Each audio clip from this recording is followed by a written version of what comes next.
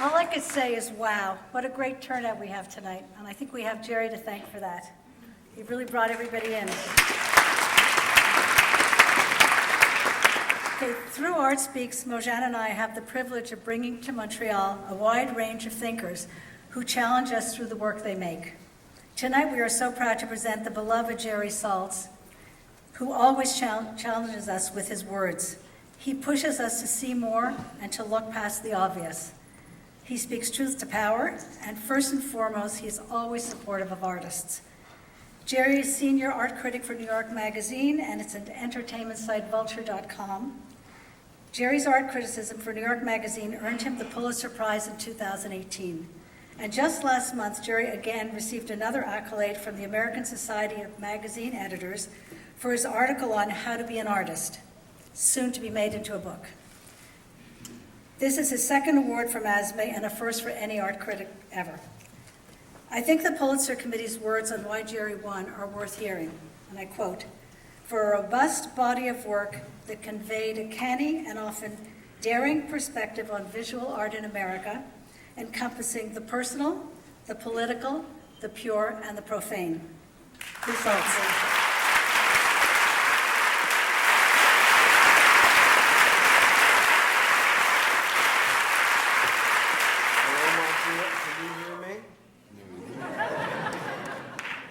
Testing 1, 2.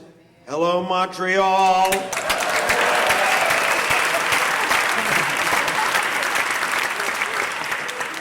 It's a huge honor to be here. I'm really humbled and terrified. I want to apologize for speaking English, but as most dumb Americans, I can only speak this one language. So I'll leave if you'd like. I really want to thank Lillian Maurer and for reaching out to me at an art fair where I don't usually go and nailing me and just saying, if we built it, would you come? And I said I would be thrilled to very much because I've heard good things about the force up here. And now I've taken your temperature a little bit, and I want to talk about that in a minute. Also to Moshe, a young artist. Are you an artist? No, I can't remember. You never told me what you... Art historian. I love the artists. Art historians in the house? Anybody? Woo! All right, all right. We keep the archives, motherfuckers. Okay. Can I say that? And the archives are exploding open, aren't they, art historians? Exploding. You are living in an extraordinary moment for art history, for being an artist, for being in the art world. Moshe, the art historian, who has actually something I actually want to talk about. She was telling me about they have a Sunday group where they meet on Sundays. I instantly wanted to be part of the group. You know, like, hi, I'm not doing anything. And they're making community. And that's the first thing I want to talk to you guys about. You guys know I live in the belly of the beast. I am a worm in the bowel of the hyena, basically, as an art critic. That's what I do if you don't know. And can you believe you're here on a beautiful evening listening to an art critic? It's pathetic, right? Think about how I feel. So I don't have to make community. You want to know how I make community in all honesty? I walk into a gallery and I see a few of you there and I pretend that I'm not thrilled to death to see a human being that I know and that I could have a conversation with about something as strange, singular, and special as art, okay? I never go, oh, wow, it's great to see you. I always go, oh, yo, hi. What up? But inside, I'm like, oh, happy day. We get to talk the talk a little. And what people are doing is feeling each other's antenna like this. You're hunting out the hierarchies, the pecking orders. That's the boring stuff. But then you get to really good stuff when one person says to the other, what do you think of this work? Then you're going down the rabbit hole together. Sometimes it's a bit of a blood sport, meaning when you tell me you like it, I go, moo, moo. And I go, you like that? I hate it. And I go, wham. And I try to gore you. It's fun, right? And then you dodge me and kill me as I go past. And show me that you can justify it. And it's very thrilling. And you always walk out of these rooms knowing a lot more than you knew when you came in. And at night, it's the same way. Very lucky, very, very lucky. In Montreal, you are doing something that's very, very special with your beautiful luck. And I want to talk about that luck a little bit. You have to make community. Each one of you is responsible for making community. I am so pathologically shy. You would never know this. Please follow me online, by the way. JERRY SALTZ on Instagram or Twitter, and for the parents of my age, Facebook, which is like walking with spiders these days. I swear to God, and there's always fights on Facebook. Anyway. You have a cosmopolitan city. There are not many of them. I'm a son of the Midwest, a son of Chicago. It's a great city. It would be a great city for artists to live in because it isn't that expensive, but it is not a completely cosmopolitan city. In my opinion, only cosmopolitan cities with mixed, complicated, warring, even sometimes, populations can become great, great centers for the arts. And so you have the first important ingredient. The second thing you have, which is quite amazing to me, is I took the temperature today. Dr. Saltz went around to the galleries and stuck his thermometer in your mouth, and what I saw was good. What I saw was not good, it was very good. You, first of all, have raw space because all retail is dead. Sorry. All retail is dead, which means the ground floor of all cities is pretty much vacant, right? Which means that idiots like you can find a crapola storefront anywhere you want, anytime you want, and rent it and open a show. And if you build it, they will come. They really will come. We're going to talk about numbers later. So you can do that. Or if you want to be a musician, an artist, an art historian, the rents you are paying are not catastrophic. And if you go to these legendary schools up here, I hate you for this part, you will graduate not owing a fortune. Now I want to go geopolitical with you for a minute. I believe that Canada actually, for real, is the future. Absolutely for real. In 2050, I think that you will have had to build a wall along your entire southern border. I'm really not kidding here, to stop the 100 million American climate refugees that will be desperate to come to your newly more temperate climate, which I promise you is coming. If you want to read one book on the subject, read The Uninhabitable Earth. It talks very clearly how there are going to be winners in all of this. Russia and Canada. And China is going to build everything to take care of all this. You can't get rid of them because they chose the totalitarian route, which, you know, it's appealing in a way. Like when they want to ban all internal combustion engines, which I promise you will happen in all of your lifetimes. In China, it's going to be really easy. They'll just go, it's over. Where in our countries, we got to fight about it. Americans won't do it. You know, it doesn't matter anymore. America is a beautiful, great country of dreams. I am a first-generation immigrant, illegal. I really am, and I am America's most feared person, the anchor baby. My people came here escaping Stalin, right? Jews from Estonia, and they settled in America, and out I came. I'm the first one born here. So, why am I talking about that? I don't have the slightest idea. Anyway, with these changes that are absolutely coming and on the horizon, no matter by what degree, Canada is incredibly well positioned for the real long foreseeable future. That's why you're going to really hate something I say, but it makes me understand what Trudeau is doing. He's a fucking genius.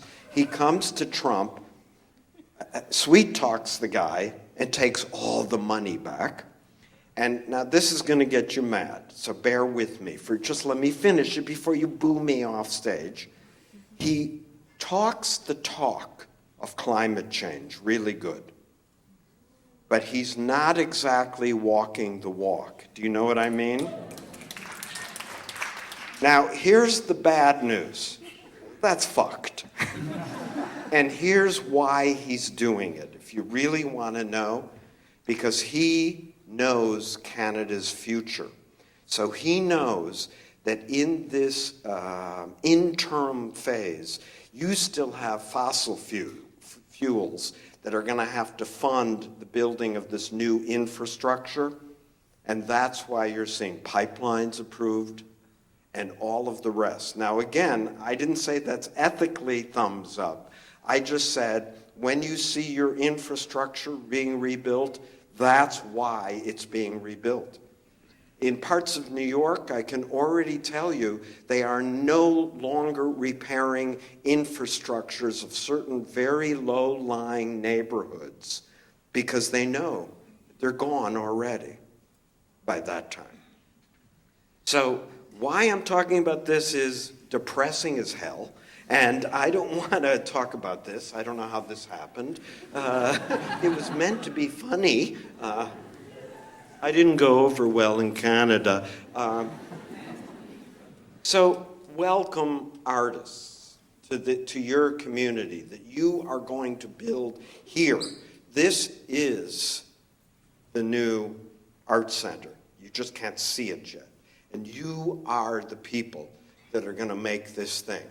I promise you. You are an all-volunteer army. If you don't like the art world, there's the door. You can leave. All of us are here pretty much because we want to be. How did I end up in the art world? I have to tell you my story very briefly. In high school, couldn't care less about art. We had no art in my house whatsoever. I grew up in the suburbs of Chicago. Actually, the suburb Oak Park River Forest, if you know it, it's where all the Frank Lloyd Wright miracles are. And I used to walk to high school every day past more than a dozen of them. And as I would cut through the grass and the bushes and smell the dirt and come up in backyards looking at these unbelievable houses, I would know they were different. I would know they were somehow different. So my aesthetic sense, in a way, was being born. But in high school, I noticed that the boys and girls having sex were either in the theater or the art world. And I thought, I got to get into one of those things. That's what got me. It never paid off for me because I don't put off that vibe. It's a disaster, but that's life. That's just life.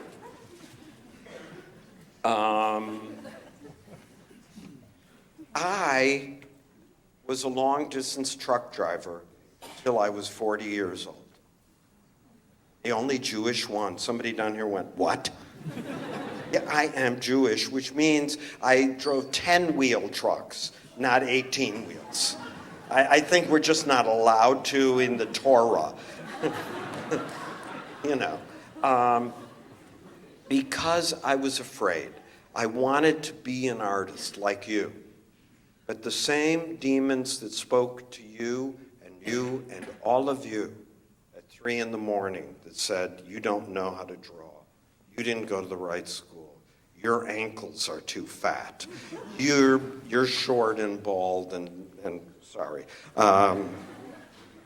All of those demons I could not fight.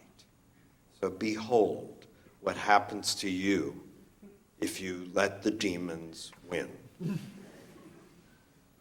It was a volunteer army.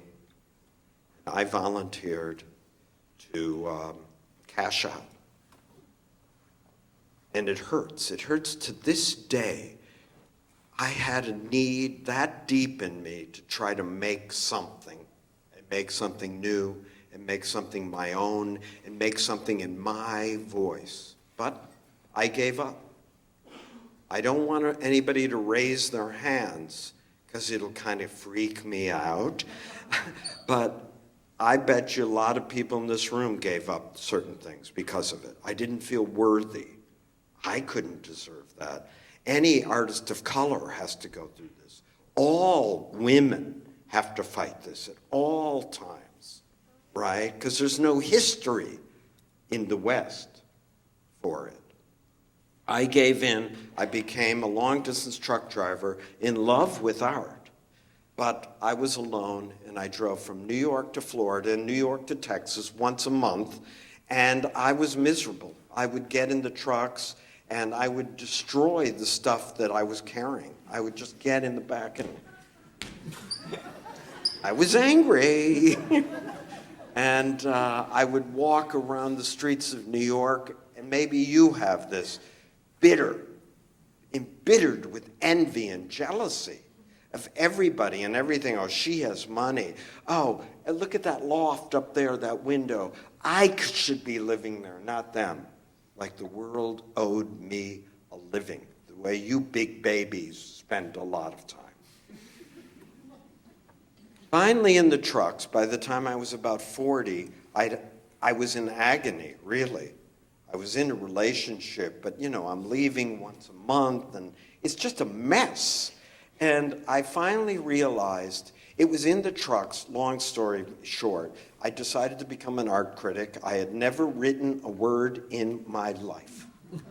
I have no degrees whatsoever. So if you want to find a bigger loser, I'm here to compete on the show, all right?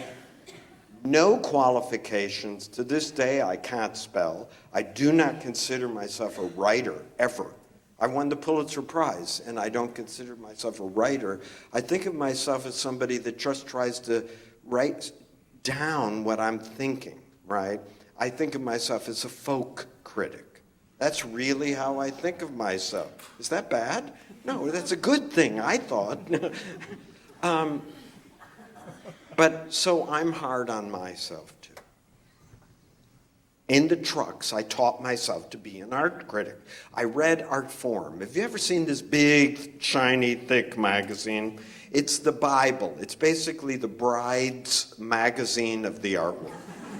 It's this thick with ads for billionaire galleries. And then there's this many articles on art that's supposedly about anything but money. So there's a huge, paradox and disconnect if you look at it. But that's okay. That's okay.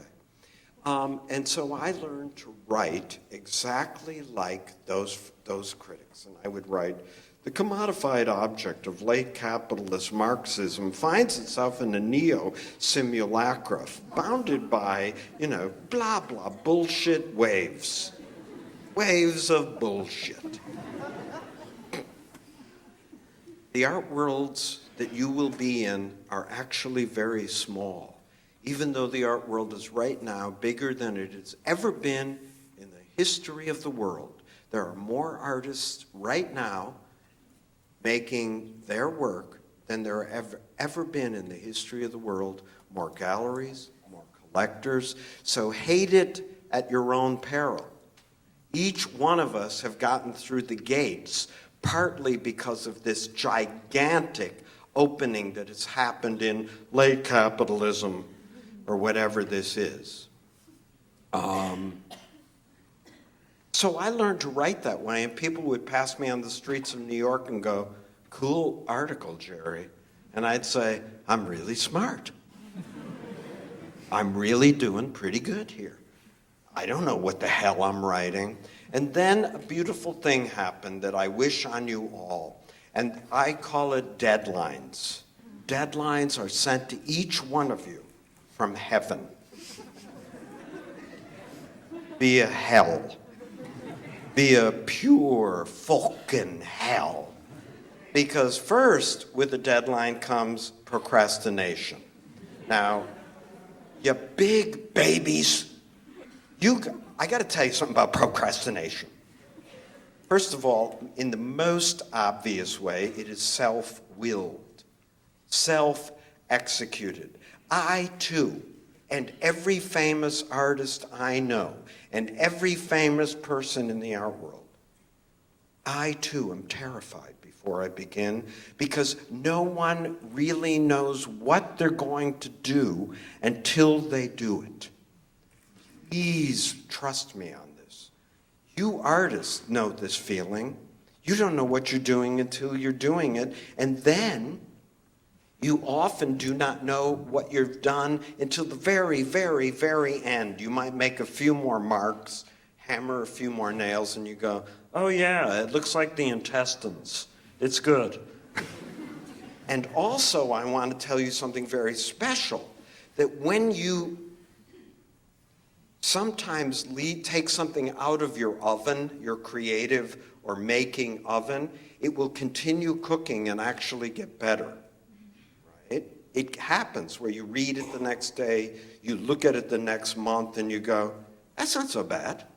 There's something in there for me. There's an opening there." But you cannot find that opening unless you work, work, work, work, work, work, work. Babies. You have to work. That's the first thing. I don't want to talk to you if you're not working. I really mean it. I know the hell. You know the hell. So let's, not indulge "Oh, it's so hard, Jerry. I don't know how to draw." Well, no one knows how to draw. I want to tell you what the most famous living artist said to me that shocked me. 2 summers ago, I was actually standing talking to Jasper Johns. You know who that is? He painted the American flag. And he also helped change art history, right? This 25-year-old gay, beautiful young man who had moved from the South after being an orphan and passed around from parents to grandparents to aunts and uncles in North Carolina. One can only imagine the horror. He's never talked about it. Not a word has ever been written on it. The horror, the abuse probably, that had to happen to a kid born in the Depression, right? Are we hearing a dog? Or does somebody have the most weird sneeze?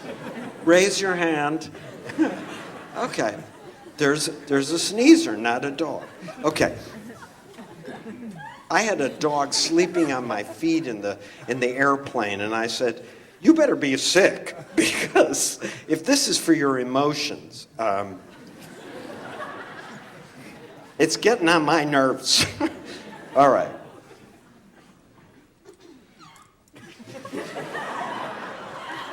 Jasper Johns said to me, I was talking to him about something, and the whole time you talk to somebody like Jasper Johns, I promise you, the whole time you're thinking, I'm talking to Jasper Johns.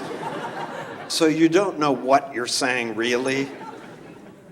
Anyway, I'm talking to him about a beautiful drawing of his, very beautiful, and he said, anyone could make the marks I make. Anyone could make the marks I make. Imagine that. And you know what? And the deepest, deepest levels, that is true about your work too. Your work too could theoretically be imitated and repeated. The parts that go into your work, the marks, the colors, the shapes, the materials, the textures, the ideas, all of these are different parts that make up this huge thing that only you are an authority on. Only you are an authority on it. So before you set to work, you have to just say, I gotta just get this thing done. I have a deadline. I renounce you if you miss deadlines. I renounce you. Get thee behind me. I'm not interested in that anymore. I'm too old for it. I'm sorry it's hard. It doesn't get easier. I'm 68 years old, and I promise you, I am terrified now, beyond belief, shaking. I will be terrified tomorrow afternoon when I'm at my desk writing. But if you want to do this thing, you got to work. You have to work, work, work, work, work. You must make an enemy of envy. Because envy looks outward. Do you understand what I'm saying? Your eyeballs have stopped looking at yourself, the problems in your work, the specialnesses of your work, your weird ideas and how they might twist, and then you steal somebody else's idea, and then like DNA, remake it, reform it, remake it, over and over. Your eyes are turned outward, and they become in the service of the other. Do you follow me? You're looking at that person's ankles, that person's hair, that person's career, that person's bank book, that person's friends, that person's ability to schmooze. And you are killing yourself from the inside. You will die and you will not know you are dead, which is a horrible fate, and they now make zombie TV shows about it. And in a way, artists that are filled with envy do walk around like that, because I think they become blind to the outside world. They can't really see it. They're not perceiving anything except what they've already projected, and they've long since lost focus on the hologram that is themselves. So you must make an enemy of envy tonight. How do you do it? Fine now. You better get to work on this, though, right away. We in the art world, which makes us very different than the political world, we embrace paradox. Paradox is the closest thing that we have as a paradigm, a religion even. Paradox is very simple. It knows that more than one thing is true at once. We all know that feeling. That is also called irony and is not to be pooped upon. Oscar Wilde once said, all bad poetry is sincere. You know what that means? That just being sincere, not enough. Jeff Koons, I've met the guy, is fucking sincere. He really is. I've tried to take a scalpel to him and sutures and open him up and take a big clamp and examine him. I've known him since he's a kid, and I've probed my spaceship all the way to his belly button, and the guy's empty inside. It's impressive, because when I first met him, he was not empty. He was like you, riddled with this shit, and he had ideas and like that. And he actually understood somehow, without ever articulating it to himself, to become empty. Let me give you another quote to understand the possibilities of emptiness, shallowness. Andy Warhol said, he told the truth always, or he lied always. But Picasso said, art is the lie that tells the truth. I want to come back to that because it's really important. Andy said, everything you need to know about Andy Warhol is on the surface of my paintings. Do you understand what he understood? Yes, that the eternal bliss of surface, of a world that deep, that he worked in the interstice. You know what an interstice is? If you close your finger and your index thumb as hard as you can, the space between them is an interstice, right? Yeah, me neither. He said, I have no idea what that means. The space between the smallest crushed out space is still a space. And Warhol understood to occupy that. Sincerity is not enough. It is way not enough. That's a beginning, but it's a given. I promise you, everyone's sincere. And you cannot give all of yourself to every single thing you do, because you will not have the detachment in it. So if this paper, if this song, if this deadline, if this sculpture, if this everything you're doing, every single time you throw yourself into all of it and say, I've got to deliver up the volume of myself, bullshit. I'm sorry to do this to half the audience, but it's very male. It's very male. Like these guys that go, if I just do this, wham. I just talked to a guy, and this is not wrong, that made prints with his genitals. All men have to do this. I like your work.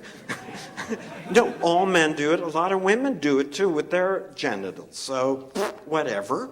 I'm good with that, if that's what you need to do.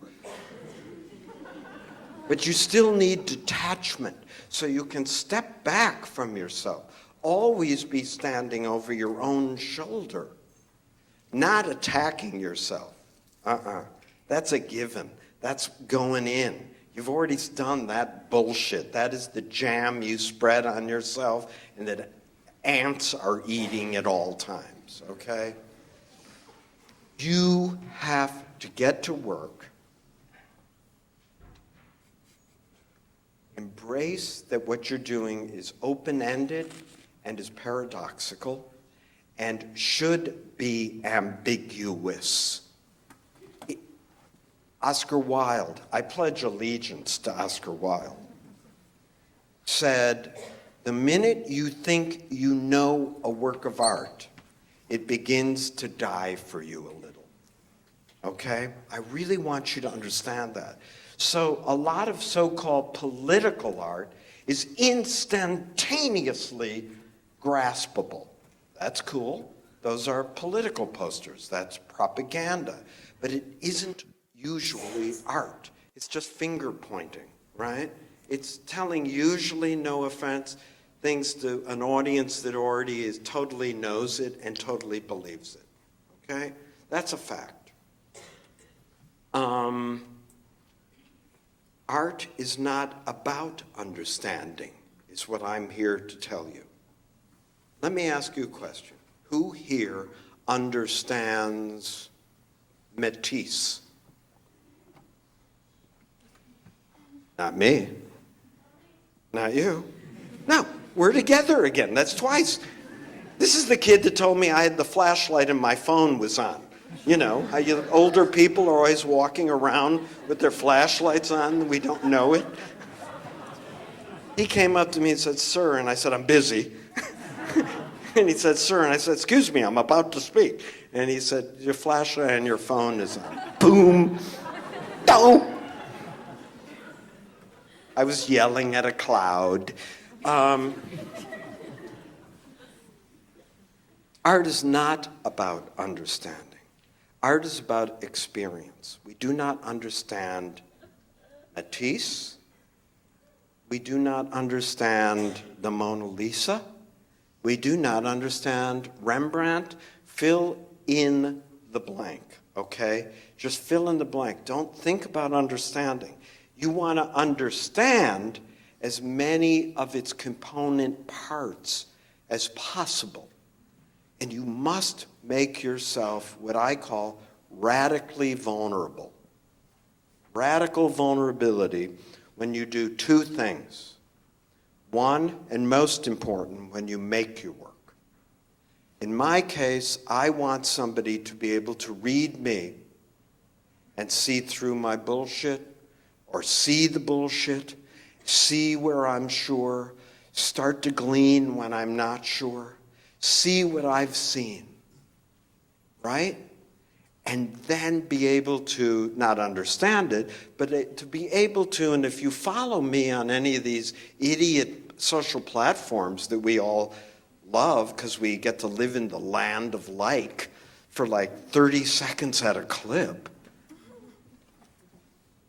if you fight back with me in my vulnerability, I will fight with you, and often I find myself with my mind changed. It happens all the time. I highly recommend when you're in front of a work of art, look at the person next to you without being obnoxious, man. Without being obnoxious and saying, I think that this work is starting to rely too much on the shininess, and the person doesn't seem to be developing. Long as it's not somebody you know, don't start messing around, you dopes. I'll explain that later. And not a person's friend. If you do that about somebody's best friend, get out of here. Because anyway, it's like high school. 99 times out of 100, the person will look at you and understand that you've told them something you're really thinking. You're not just being a wise guy, and they will tell you what they think back. And you've done it. You've actually put your pheromone out there. You've kind of sprayed on them, and then they kind of do this a little, and they kind of go, shh. It's miraculous. And this is where community comes back so obviously. Monday nights, or Sundays, come back, right? Why do I say that? Because each one of you must become as a vampire. Must become vampires. What do I mean? You must stay up late with people who are your peers every night. You must form a gang. Boom. This is your gang. Here's the basic rule. You must not attack anyone else in the gang ever. There should be no space between any of you, even if you don't really love each other's work. Because the truth is, the rule therefore has to be protect the runt. Protect the weakest in the gang the most, and I'll tell you why.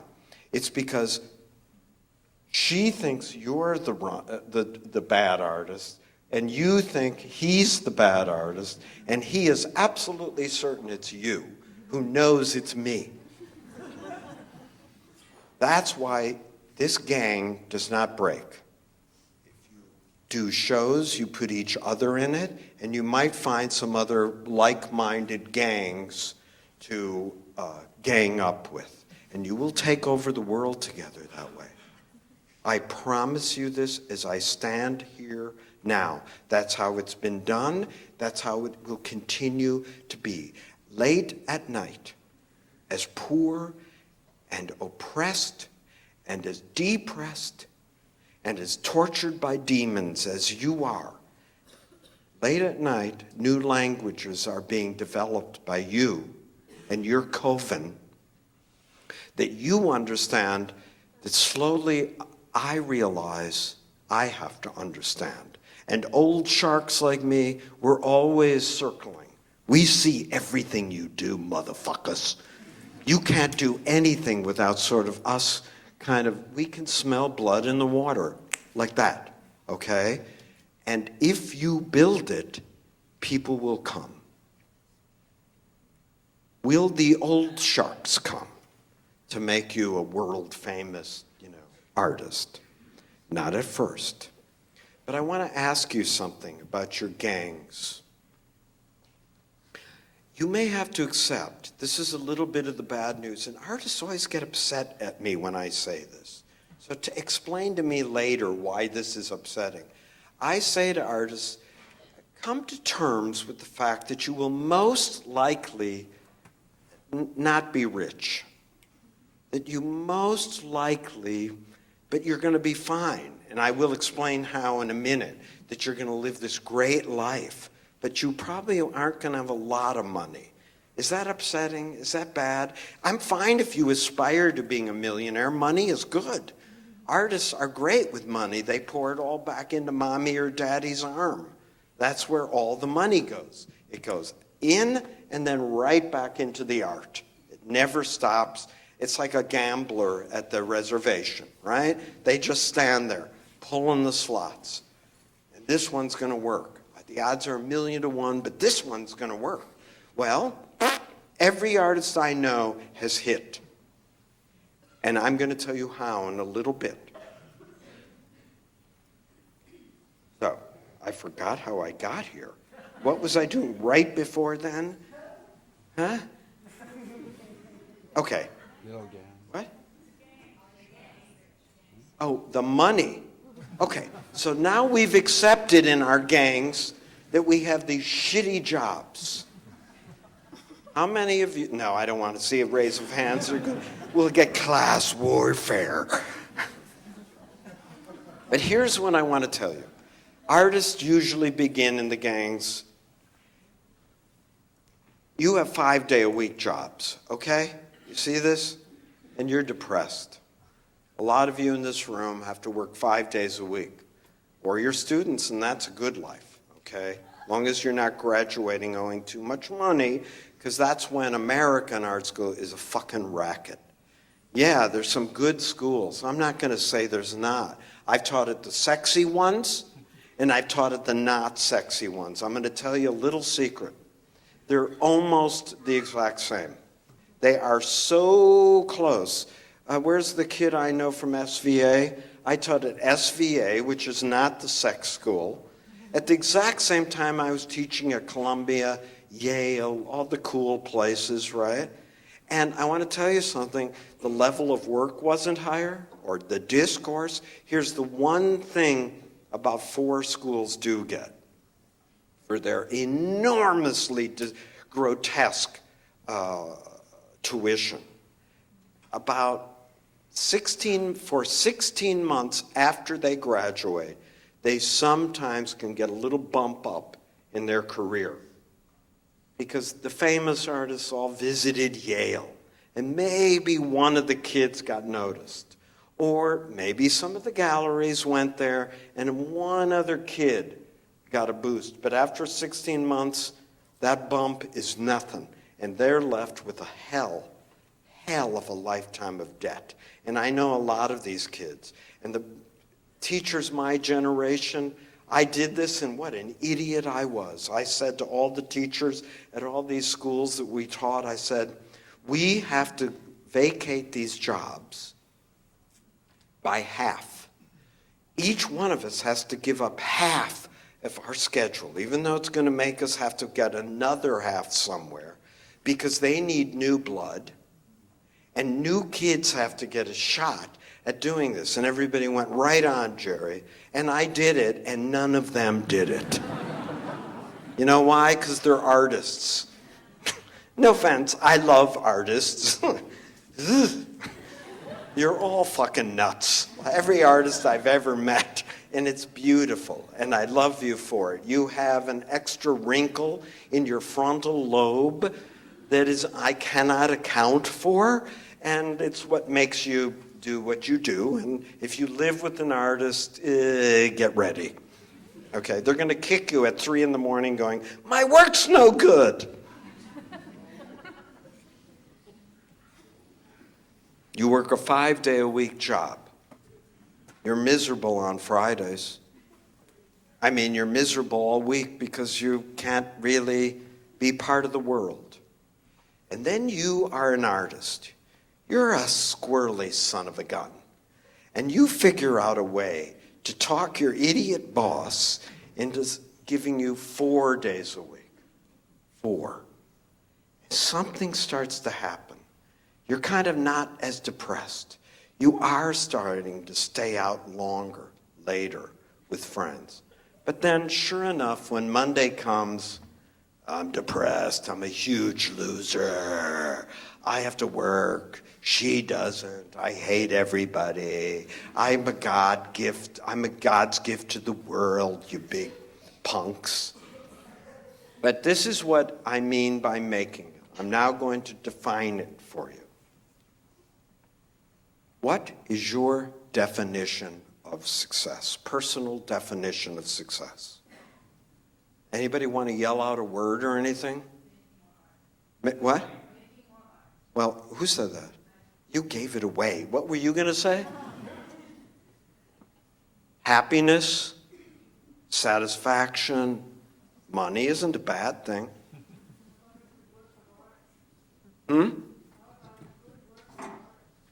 Making a good work of art? I don't see who said it, but yeah. Making a good work of art? Yeah, but we are all greedy. The minute one gets done, the next one's going to be better. So you say inspiration is the definition of success. Freedom is the definition of success. What? Contentment is a definition of I'm going to tell you what I've now defined it as. Staying alive is massively important.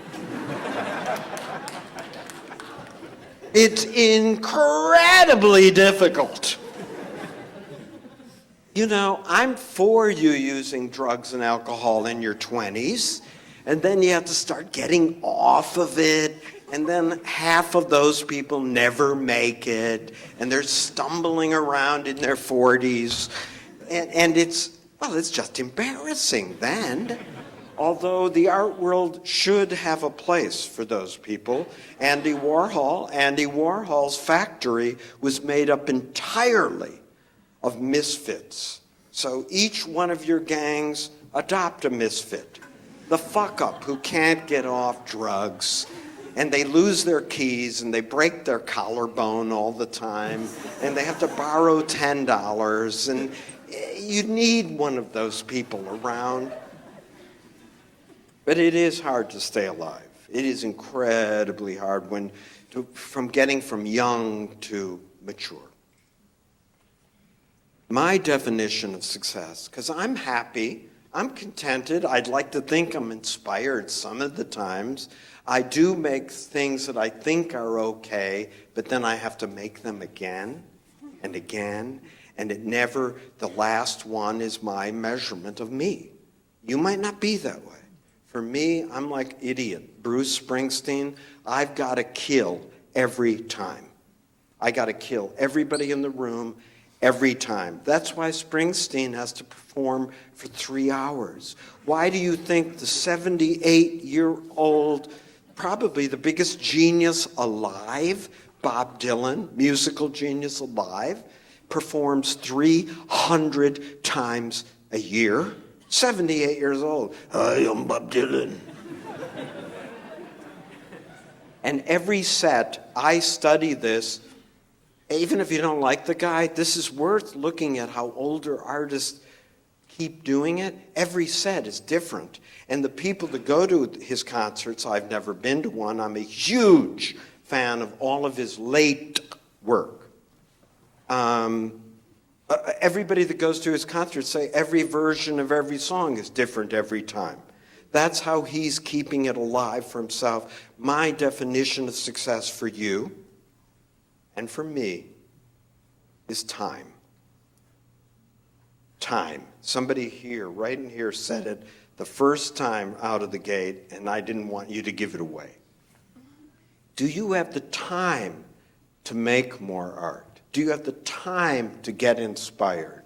Do you have the time to be happy? And this is when the success kicks in. You finally figure out a way to really lie to your bosses and get a phony baloney 3-day-a-week job. You are free. You are free. You're more free than not free. You're starting to create. You even kind of like your job because you know your job is keeping you alive.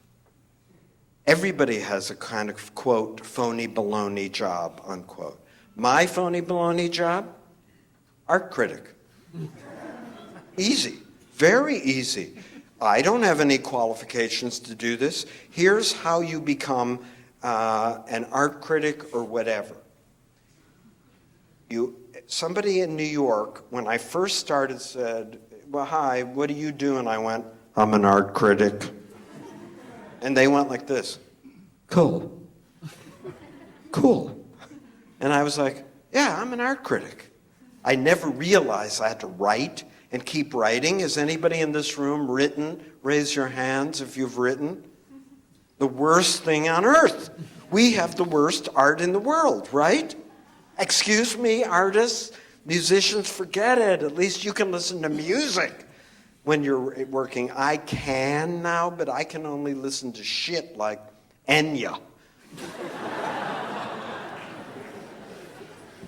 So now you're only working 2 days a week, but you want a career, so you're kind of successful. If you already define yourself as a success for working, am I okay with the time? Okay. And how long do we go? Oh my God, I talked this long? Well, I gotta go. Shoot, I didn't get to anything.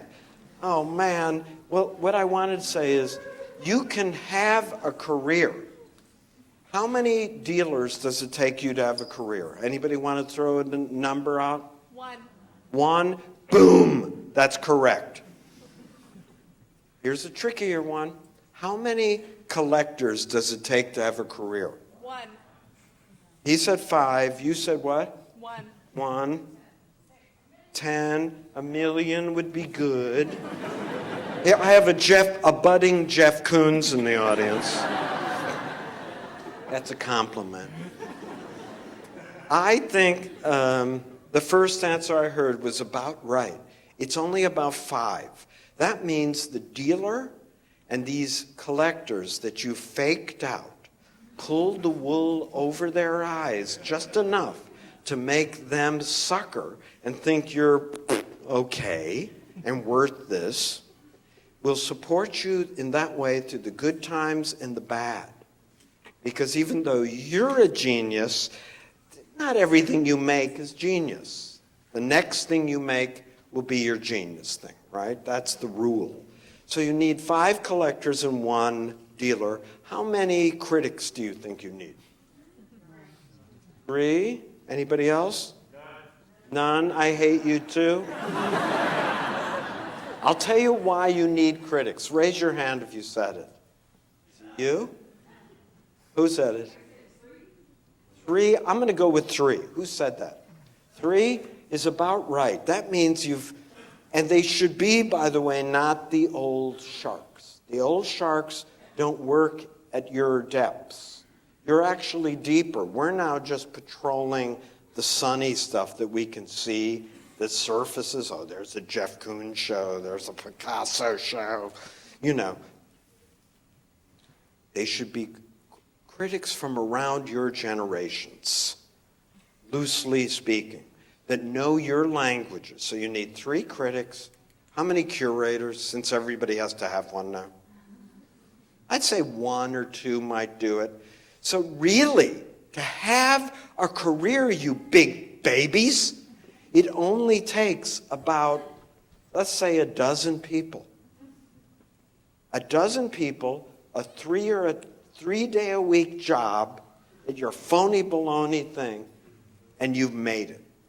You're going to have a life lived in art, just like that. And the reason I wanted to tell the thing about the critics is it's important. You need critics because all of us have a desire to dance naked in public.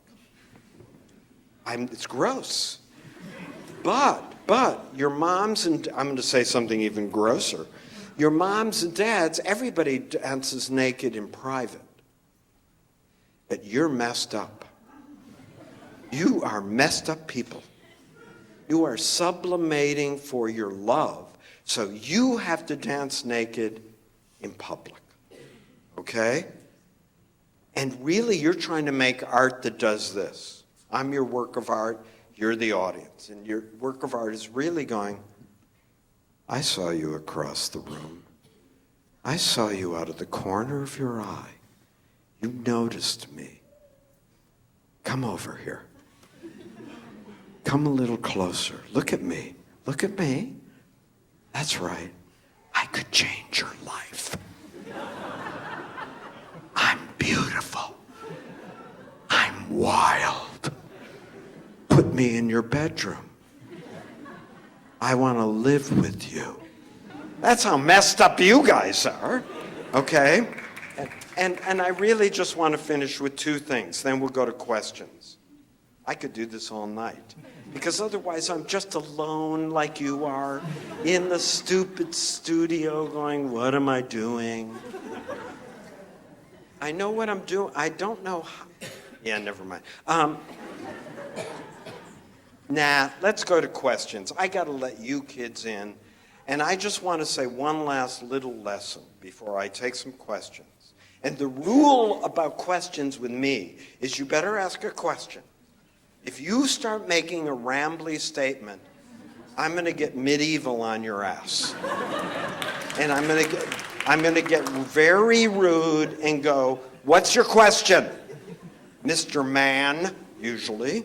Mr. Man, my generation, what's your question?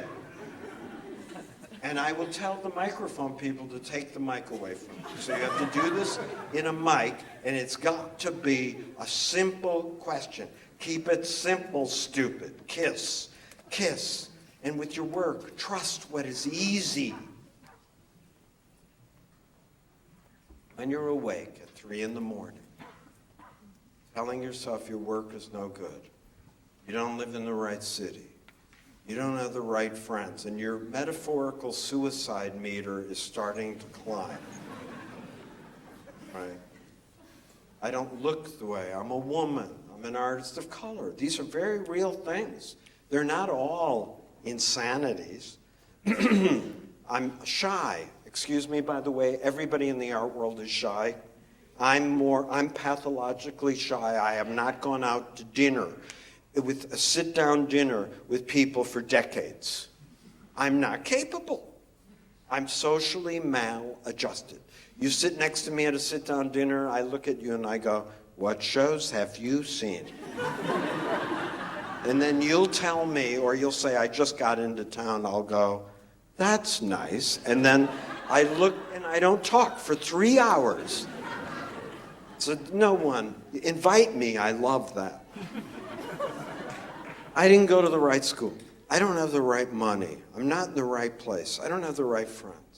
When it goes right here, my loves, my modern shamans, and beautiful new gypsies of this world, right here, and it gets there, I don't know how to draw. I just don't know how to do this. I don't have anything new to say. Everybody's going to know it's a big fucking fake. When it gets there, at 3 a.m, do not wake up the person next to you ever again. You're obnoxious and needy, and that's not sexy.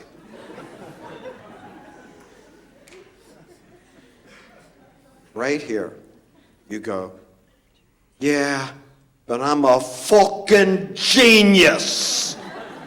And the meter will go down. You'll be fine.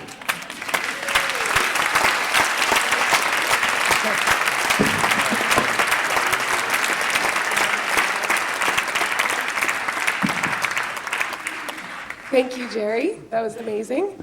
We're going to be taking questions for about 20 minutes now. There's 3 mics. There's one in the balcony. Nick is raising his hand. Okay. Eden here is going to do this alley, and we have a mic over in that alley. So raise your hand, and they'll come to you. You might have to come only. to... And get right to the questioner with the mic. When we stand here and do nothing. Go. Number 2. If you have any questions, you have to come in the alley and grab the mic here. You first. Second. Yeah, get in there. Keep it simple. What's your name? Hi, it's Zainab. Hi, Dana. Are you an artist? No, I am an aspiring art dealer. Great. Yeah. I love dealers. They're my favorite people in the art world. Why? You don't ever hate them because they're putting their money where their taste is. They're trying to build their own aesthetic universe, and they're trying to give you idiots money. Okay, Dana, I'm really admiring what you want to do. What Thank would you. you like to ask me? Suggestions you have for starting out, I guess. What? Do you have any? I Do you don't have any hear. suggestions for aspiring art dealers? Oh, any advice? Yeah. Yeah, I have advice. How could I not? No, really? I know the best dealers. I know them.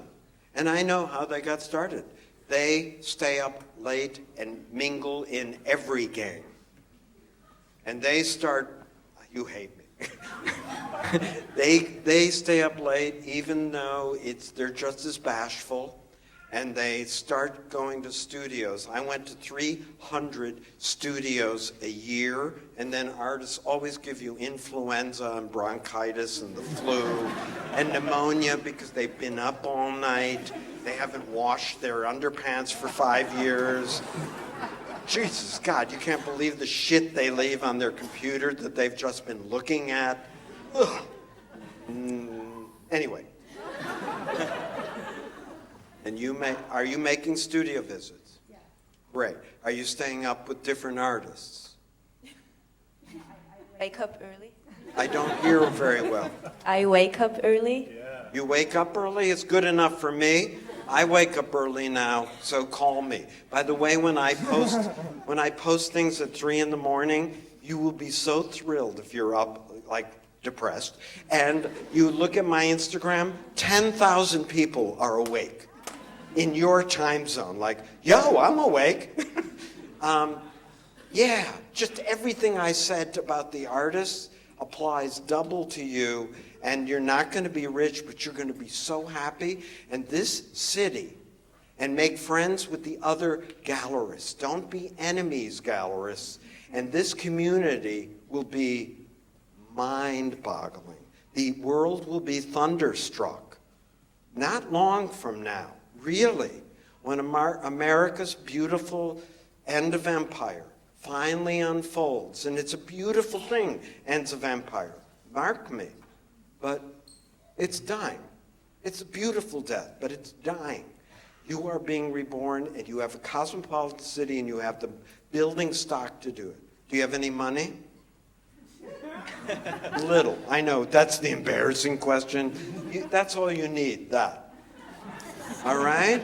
And then you post things, tag me. I'll show you a little respect.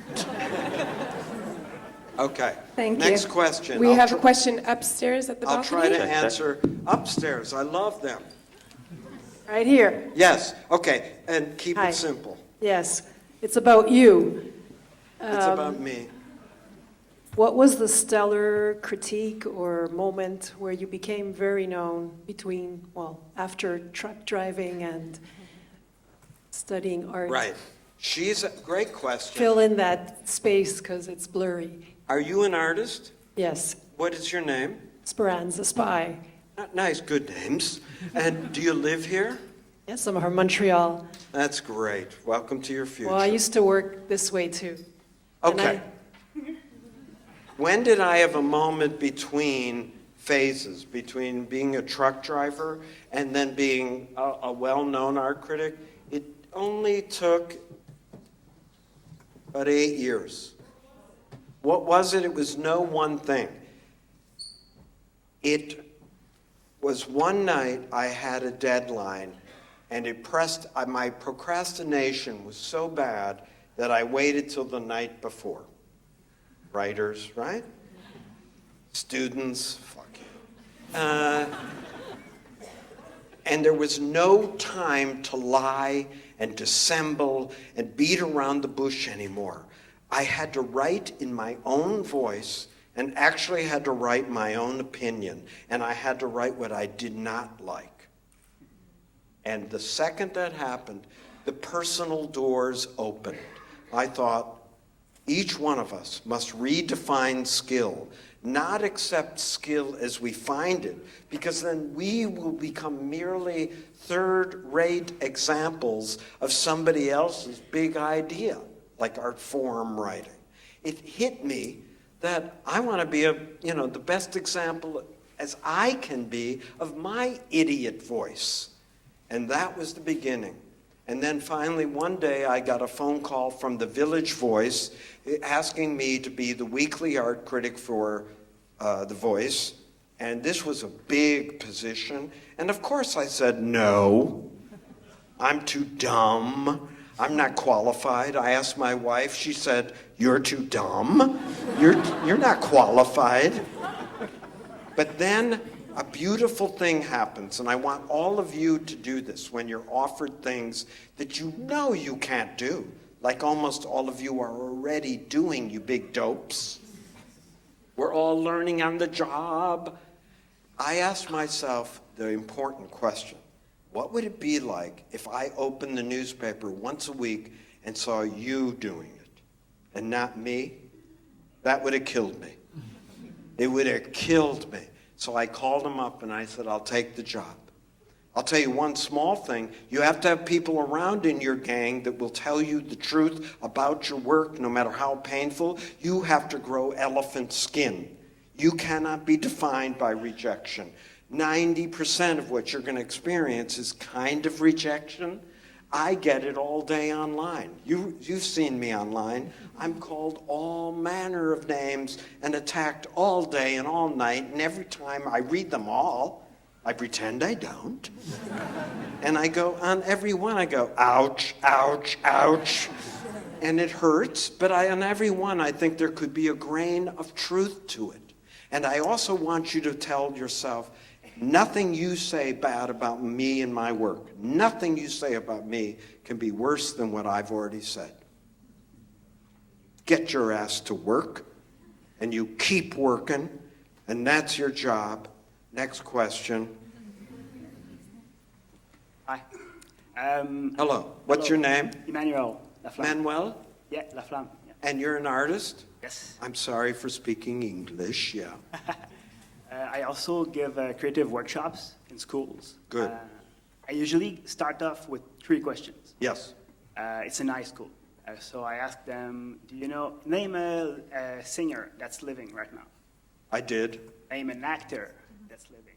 And then I ask, name a visual artist that's living. So they answer the first 2 questions usually quite easily, and the third one I get... Name an artist? Yeah. I know the artists. The cave painters. No, what I'm saying is like... Shit. What I'm saying is... Wait, you're making a statement. Maybe. Take it away. No, my question is, what do you think about this? What do you think about the fact that kids can't name a living artist right now?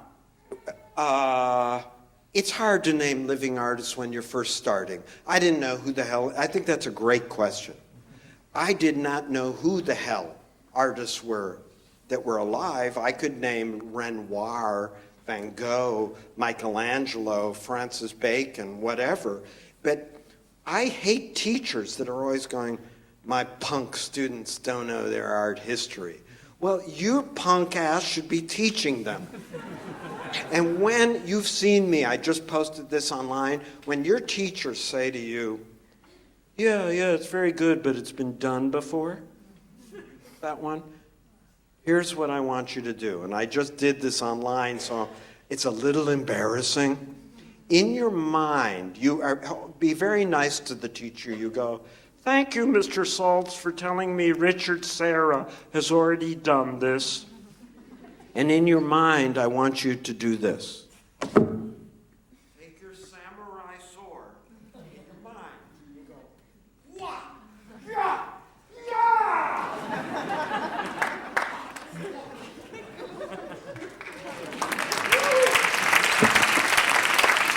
My advice for people that are told they've done something that's been done before, do it again. Isn't it obvious? Do it again. Do it 10,000 times to the people closest to you.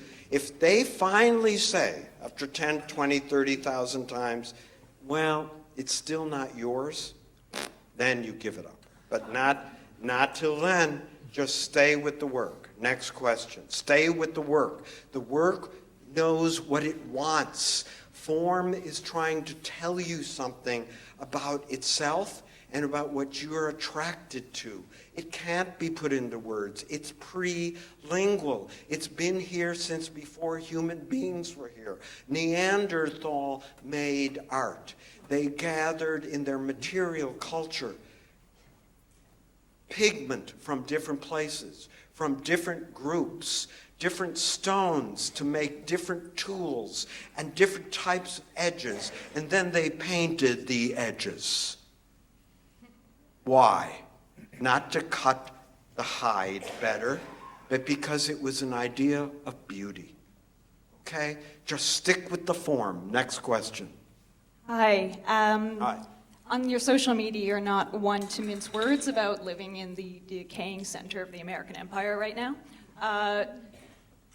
Having been a former reality show judge, is there anything you can say or insight into living under a literal reality show precedent? Living in a reality show is the most insane thing I ever did. I was paid $600 an episode. And when they asked me, I heard the worst voice I've ever heard in my head say, yes. TV, I can bring art criticism to the millions. That was my goal. I want to tell you my goal. And it began on one night by accident on Facebook when instead of writing, I like the weather, what's your status? About 10 years ago, that's all we wrote. One night, for no reason, I wrote, the recent Marlene Dumas show I find repetitious and that she's fallen into a kind of photorealist rut. And 10,000 people suddenly jumped on my Facebook and tore me apart. And instantaneously I went, that's it. For all the history of the world, critics have sat on top of the pyramid. The one speaking to the many. In that hallelujah epiphany moment, I suddenly thought, and which never fit me. Look at me. I don't roll one to the many. It struck me that instead of the one to the many could speak to one another across a horizontal plane.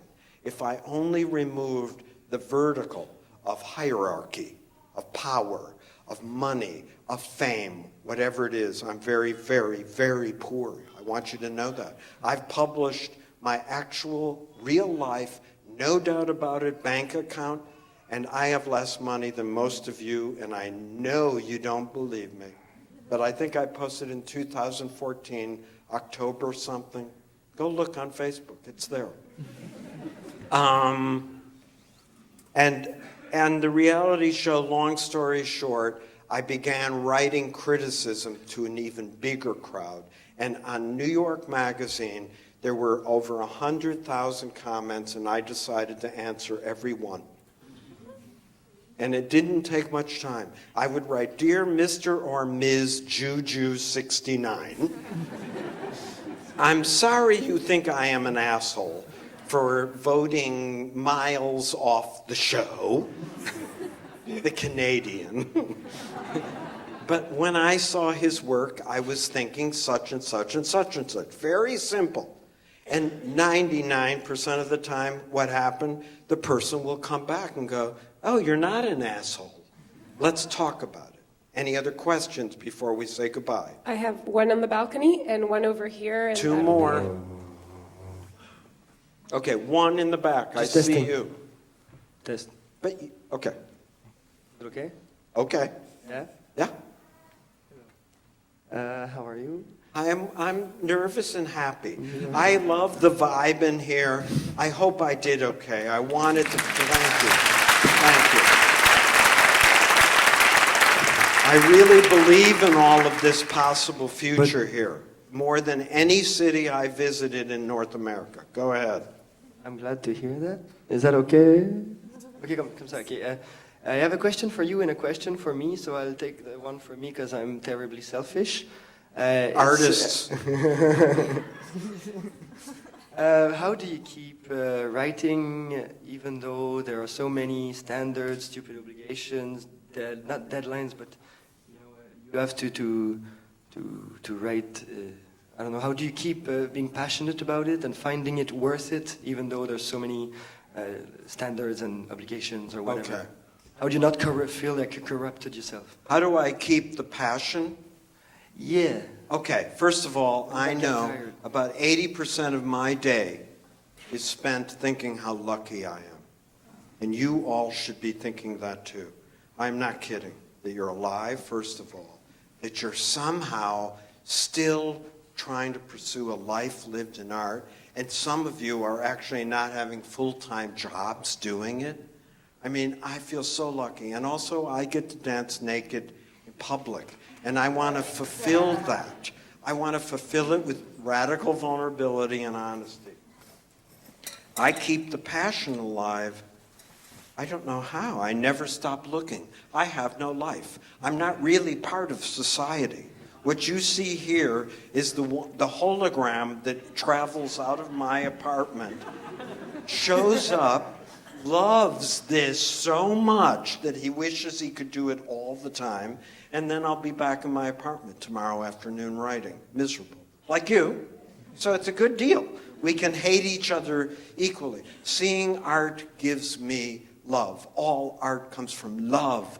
When Bosch painted the most horrific hell in the world, Hieronymus Bosch, look at how that's painted. It's not painted like that.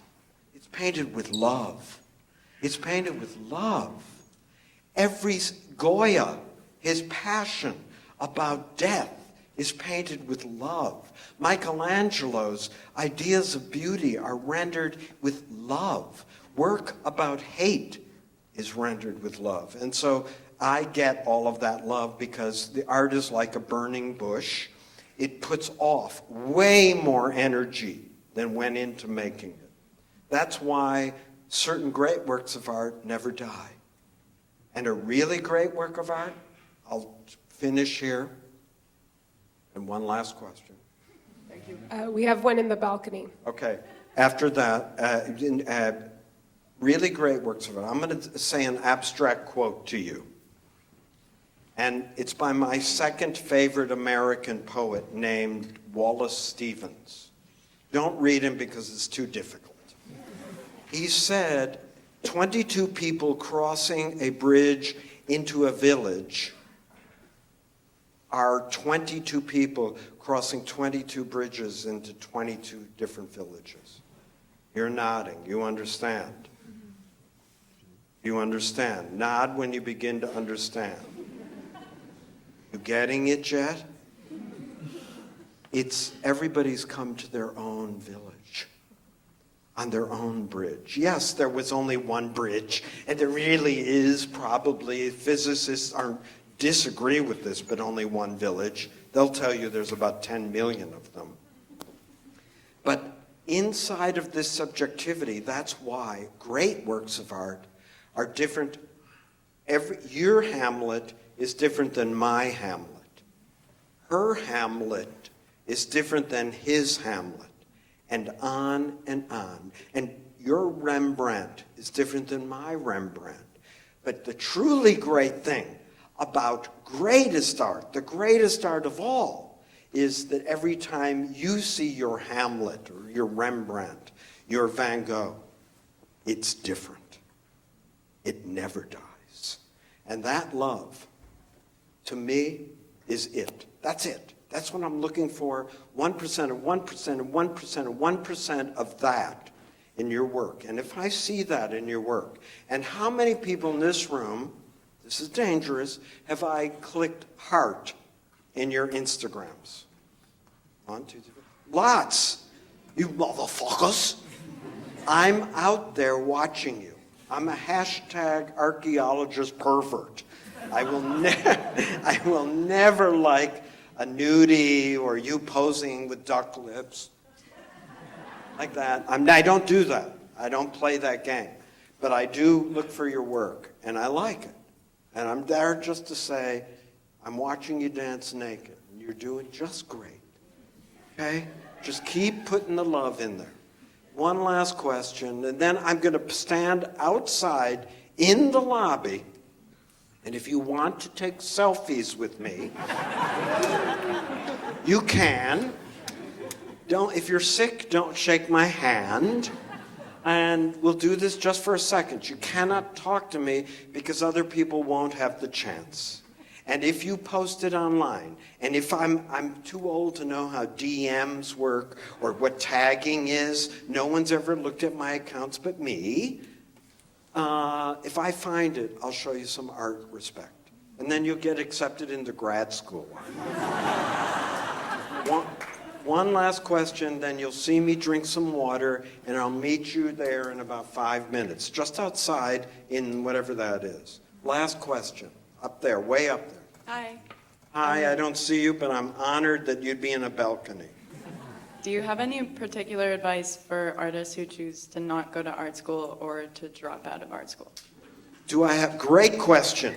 Do I have any specific advice for artists who didn't go to art school or are outside the system? We are all self-taught, first of all. It's very important to remember. It is true that the people, as you heard me say, I did not go to school. I came from well outside the system. But how I got into the system was the hard part that I'm going to ask you to do just for how long? 50 years. That's all. Stay up with your peers. You must be with other vampires, even from the outside. I don't care. It's your job to keep contact with others of your own ilk. And your languages will grow, and you should maybe go to shows together, go to museums together, show up at openings together, show up at parties. Or meet on Sundays and talk to each other. It's 2 people telling each other, it's 10 people telling each other, we are not yet dead, we are not yet total loser and haven't gone insane from our studios. That's what's really going on at openings. It's people looking at each other from their prison cells going, do I look okay? Do I look okay? And then we lie to each other and go, you look just fine. And you think, this person is starting to lose it in there, but you don't know it because everybody's telling you how great you look. But you too will look like this someday. You will look like a Shar-Pei. So outsiders, this is it. This is really it. The walls of our history are now gone. That was the first thing I said to you. The canon is great. The canon gave us miracles. The canon can be put, if you want, well, let's forget about putting it in the salt mine and bringing it up in 200 years. The canon walls are down.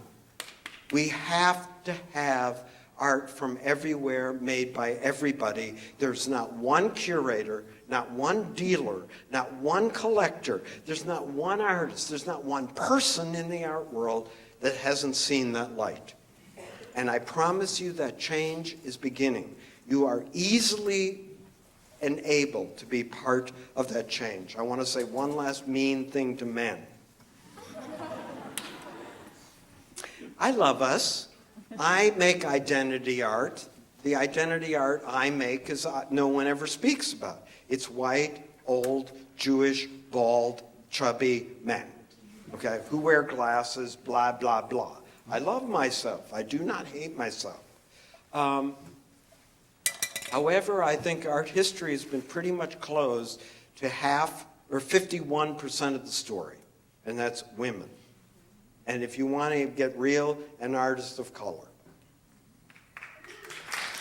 What I would like, and I've written this, as hard as it's going to be for men, is for 48 months. In the art world, we don't do math, but I worked it out beforehand. That's 4 years. For 4 years, only women and artists of color show. Here is what I would like to see happen. First, my guess is the art would not get much better and not much worse. 85% of what you would see would still be crap. That's the subjective truth, but 85% of the art made during the Renaissance was crap. It's just all gone. 85% of the work that was made during Impressionism, bleh. During Abstract Expressionism, dreck. Minimalism, dreck. Pop, dreck. 85%, but your 85 and your 85 is different. That's what makes this a horse race and beautiful and thrilling and the blood sport I talked about. My wish for all of us, and especially me as an art critic, because now when I write about women and artists of color, they always call me racist, homophobe, I hate Hispanics, I hate the queers, I hate whoever's work, I hate the Asians, I hate everybody, supposedly. And what I wish is I could be as critical about your work as I am about everybody's without getting called a name, A. And more important, this is going to turn you off, that a mediocre woman artist could have as powerful a career as all the mediocre white men who have had careers all these centuries. Really? It's pretty simple. And in 4 years, somebody will get like a statistician to figure it out, and if women and artists of color ruin the art world, then we keep you out for 50,000 more. Thank you. Thank you.